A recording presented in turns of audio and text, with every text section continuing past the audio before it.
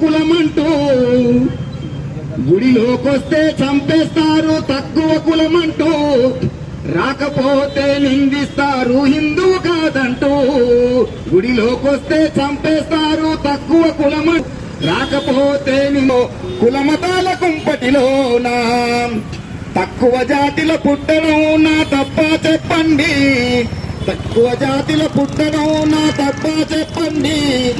ఎక్కువ జాతిల పుడితో నీ గొప్పేంటో చెప్పండి ఎక్కువ జాతిల పుడితే నీ గొప్పేంటో చెప్పండి పాలు తాగే పసికందును చూస్తే ఏ జంతువుకైనా జాలేస్తుంది పాలు తాగే పసికందును చూస్తే ఏ జంతువుకైనా జాలేస్తుంది జంతువులనే మించిన మృగాలు మీరురా క్రూర మృగాలు మీరురా మృగాలు మీరురా కుల మృగాలు మీరురా గుడిలోకొస్తే చంపేస్తారు తక్కువ కులమంటూ రాకపోతే నిందిస్తారు హిందువు కాదంటూ నేనెట్టా బతకాలో ఈ దేశంలోనా నేనెట్టా ఏగాలో కులమతాల కుంపటిలోనా కులాలు మతాలు లేనే లేవని కళ్ళబొల్లి మాటలు చెబుతారు